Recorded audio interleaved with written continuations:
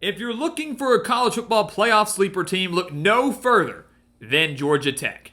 I am very high on the Yellow Jackets this year as they enter the third full season under Brent Key, who has done a phenomenal job rebuilding this program, making them relevant again. Back-to-back winning seasons in Atlanta, including 7 wins in that span as an underdog. Now, they're ready to take the next step. They're not ready to be an underdog anymore. They don't want to be an underdog anymore. They want to be the favorite, and I can promise you they will be in a lot of games this year. You take a look at Georgia Tech last year. 7-6 doesn't sound like a great record, but they did open the year with an upset over Florida State in Ireland. They pulled off the massive upset over Miami later in the year, which ended up playing a major role in just the way the entire college football landscape panned out. Almost had another top 10 upset, losing in 8 overtimes to Georgia.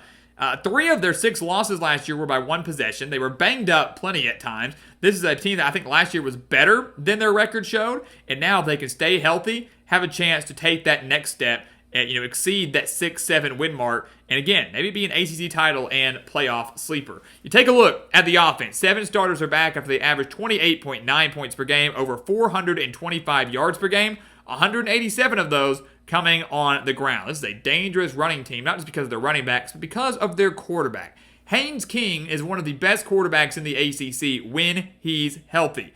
Threw for over 2,100 yards last year, 14 touchdowns, just 2 interceptions. Also rushed for 587 yards and 11 touchdowns. But he did miss games against Notre Dame and Virginia Tech and was banged up in a handful of others. So at times, not even at full strength, missed 2 full games. You got to make sure you protect your quarterback. Got to make sure he stays healthy because we saw him cut down on the interception numbers. We know how dangerous of a runner he can be. He is the key, the glue for this Georgia Tech offense. So Haynes King, absolutely phenomenal. Then you've got Jamal Haynes, who nearly rushed for 1,000 yards last year and 9 touchdowns. So a dangerous dual-threat quarterback, a really fast and speedy and electric running back. Then you've got your number 2 wide receiver from last year coming back, and Malik Rutherford had 700 yards last year. And they add Eric Rivers, who was a first-team Conference USA selection at Florida International, had over 1,100 reception yards last season. The Panthers weren't all that good, so that's even more impressive. So this Georgia Tech offense has a chance to be even better than they were last year, a chance to exceed 30 points per game, and it has been proven with the teams that they beat last year, the teams that they hung with last year, that the offense can hang with anybody and can score on anybody. The defense, 7 starters are back. They actually improved last year. They improved by 3.9 points per game and nearly improved by 100 yards per game. So definitely took a step forward from 2023 to 2024. They have a chance to take another step forward this year. Their top 2 tacklers return. Kyle Efford back at linebacker. Amari Harvey back at cornerback. And in that secondary, Harvey is joined with their number 4 and number 5 tacklers and Clayton Powell-Lee and Omar Daniels. So this is a very experienced secondary for Georgia Tech, one that only gave up 221 passing yards per game. Sure, those numbers could go down a little bit, but still not that bad. So you've got a veteran secondary, you've got the leading tackler and effort at linebacker, and the defensive line looks like it can actually be pretty solid this year too. Ronald Triplett coming in from UTSA, Jordan Vandenberg coming back this year after being a second-team ACC selection last year, and then Braden Manley, big addition that no one talked about, 9.5 sacks last year at Mercer. So utilizing the transfer portal to get a big-time player from the FCS ranks that could make an immediate impact with this Georgia Tech defense. So look, man, they've got the coach. I think everybody respects the heck out of Brent Key and the job that he's done. This is the Georgia Tech team that, again, consistently is winning games as underdogs and covering games as underdogs. He's got this team in a position now to take that next step. A position, instead of being underdogs in 5 or 6 games, to be favored in 8, 9, 10 games. That's how good this Georgia Tech team can be. You take a look at their schedule. It certainly isn't easy, but it's also not that bad either. I mean, the Colorado game's intriguing. They get to host Clemson. They host Virginia Tech. They go to play Georgia and Atlanta at Mercedes-Benz Stadium. But, you look at this. They don't play Miami. They don't play SMU. So they avoid some of the better teams within this conference, and the best team, Clemson, is at home. Watch out. Open up the year at Colorado. This is an underrated game that I don't think people are talking enough about. We're so focused on opening weekend with Ohio State and Texas and LSU and Clemson and all that. This is a sneaky good game. And granted, it's on Friday night. But I'm going to pick Georgia Tech to win this one. We don't know exactly who's going to be quarterback yet for the Buffaloes. We know Shadur Sanders is gone, so that answer that problem or answer that question. We don't know who it's going to be. Travis Hunter is also gone, so you're losing your top playmaker as a whole on this Buffalo's team. So their first game without them since Deion Sanders took over. Questions on offense, few questions on defense. They took a step forward last year, but still not that great. I don't think they're going to fare very well against this Georgia Tech team that's going to run the ball very, very effectively. I think Georgia Tech, despite having to go on the road, beats Colorado. It's a big win for them. They're 1-0. They'll beat Gardner-Webb. They're 2-0.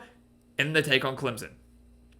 Early game against the Tigers, a true national title contender, who I think is the best team in the ACC. I think they have the best quarterback in the country in Cade Klubnik. He's got his top 3 receivers coming back. They're loaded on defense at all 3 levels. I think Georgia Tech gives this team everything they've got because that is what Brent Key does. Even when they're massive underdogs, even when no one's giving them a shot, they typically show up and show out. It's not very often that Georgia Tech just gets destroyed. At least hasn't been under Brent Key. Every now and then, sure, but not all that often.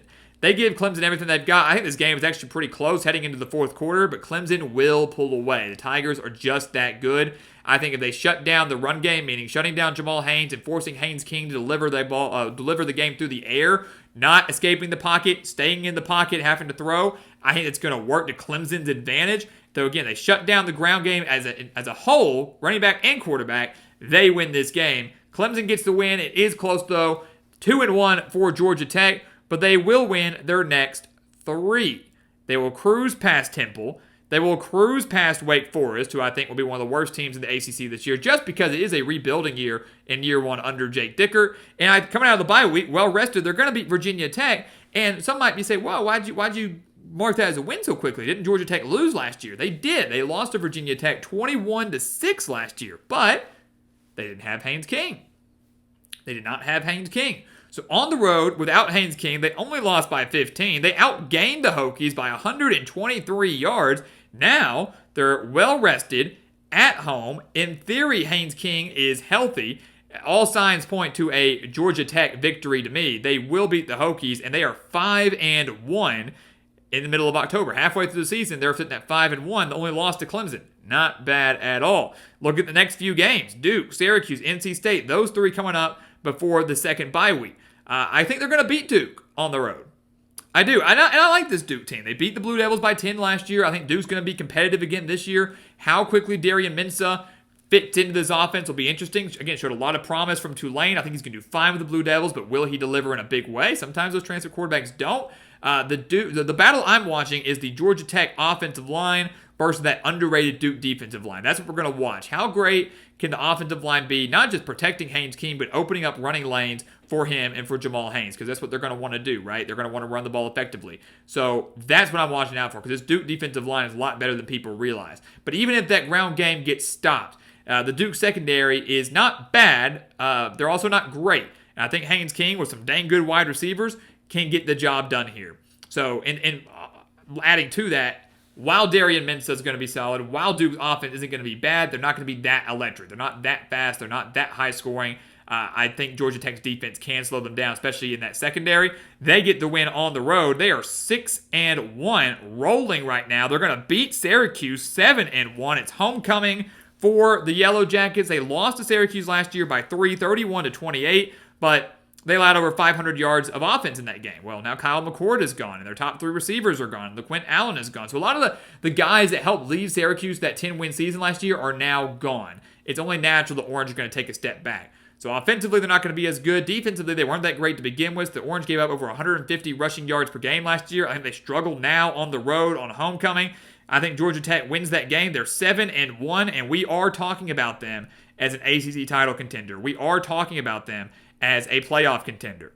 They then go on the road to start the month of November at NC State. Now, this is a tricky one. This is a tricky one because last year, Georgia Tech won 30-29. But they were very fortunate to win it.